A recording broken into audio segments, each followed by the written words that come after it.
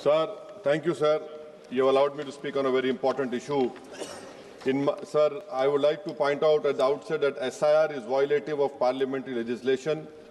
It violates the powers prescribed by Parliament. It's contrary to the judgment of Supreme Court, a three-judges judgment of Lal Babu Hussain, and it is a malified exercise of power to selectively disenfranchise on the basis of religion.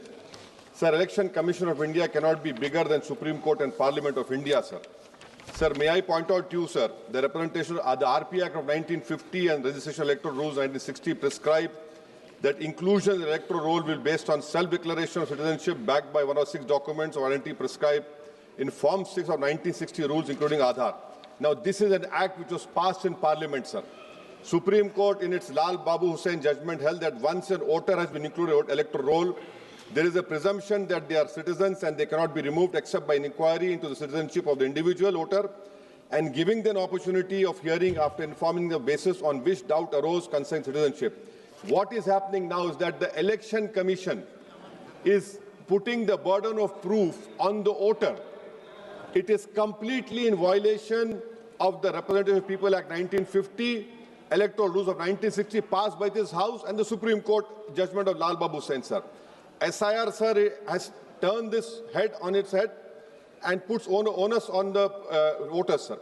Sir, voters who were part of the electoral roll in 2025, instead of being given the benefit of presumption, are required to submit documents to prove the citizenship. The 2003 electoral roll is arbitrarily fixed at the baseline for which revision is being conducted. Sir, ECI is not a body empowered to go into question of citizenship. A power lies with Ministry of Home Affairs, Government of India and Foreigners Tribunal created under the Foreigners Act. Sir, may I point out to you that what ECI is doing is wrong. Section 14A of Citizenship Act 1950, read with 2003 NRC rules, Section 4, subsection 2, 3, 4, 5, 6, prescribe just such an exercise of evaluation of citizenship to be conducted by central government. How is it the ECI is assuming the power given to another agency of Parliament just by passing executive order? This is an occupied field. The ECI has no role to intervene. Sir, as per the ECI release, 65 lakh voters were included, whose names were included in the electoral roll after the commencement of SIR exercise omitted from draft roll published on August 1, 2025. After that, sir, several lakh voters where names were included draft roll were served with show cause notice. I have the copy of show cause notice that doubts had arisen on their right to be included in the electoral roll and they were asked to appear in person with documents to prove that they were entitled to be included in the electoral roll. Sir, on what basis did the ECI issue these notices? How did the doubt arouse? Form 6 rule has been passed by this August House. How can the ECI do it? They are violating the sanctity of a law that is passed in this August House. Sir, eventually 3.66 lakh such persons were deleted from the electoral roll with no order made available in the public domain, giving the reason for deletion. Sir, under the SIR order, these persons are to be referred to authorities tribunal dealing with illegal foreign migration. Now, sir, look at this, what the government is supporting the ECI. When this 3.66 lakh such persons deleted, the government immediately, which was the draft is published on 30th August and finally 30th September, this government came out with the new Immigration and Foreigners Act 2025 and was notified, and an Immigration Foreigners Exemption Order 2025 cemetery is promulgated the same day. Under this order, sir, no action under Foreigners Act will be taken against illegal entry, presence for citizens of Nepal, Bhutan, Tibet and Sri Lanka, Tamils, in addition to persons other than Muslims belonging to Afghanistan, Pakistan, Bangladesh. Sir, when Supreme Court is seized on the petition of CAA, government issues a foreign exemption order. Why? Because they realize that in this 3.66 lakh, there can be people more than the non-Muslim also to protect them.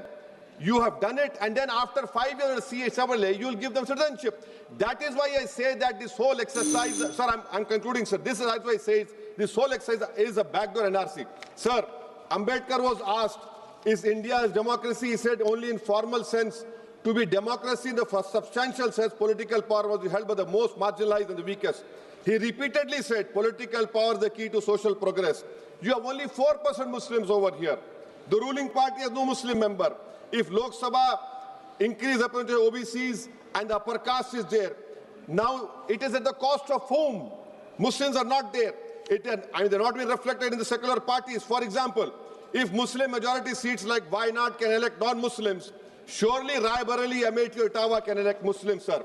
And now coming to this electors, sir. We are only become electors. We are not getting elected. Please conclude. Sir, I'm concluding. Sir, give me 2 minutes, sir. Please, sir.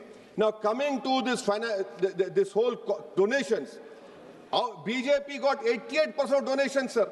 Nearly 2,243 crores. So we the people is now represented by We the Private Limited. I would request this ruling party to please consider adopting a mixed member parliamentary system like Germany. Each voter has 2 votes, one for their MP and one for a political party. A tally is done. First, all local winners get seats, and the rest of seats are filled with the overall number of seats. Each party matches roughly percentage. Secondly, sir, delimitation. Don't do delimitation like what you have done in Kashmir and in Assam. Because if BJP it is delimitation, another game, it has to win. Then the loser is going to other political parties. But the loser will be country's democracy. Sir, right to vote. Ambedkar called it a principal theory of the Constitution. I would demand, I have put a private one's way last assembly, the age of contesting elections for MLA and Loksabha should be brought down to 20. Rajya Sabha 25, for Vidhan Sabha 22.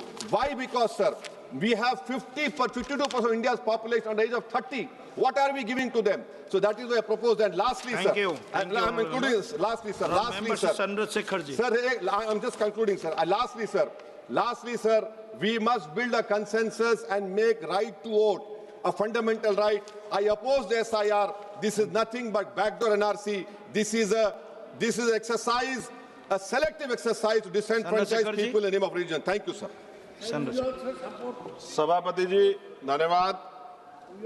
आज का विषय देश के करोड़ों मतदाताओं के सम्मान और उनके लोकतांत्रिक अधिकार से जुड़ा हुआ है।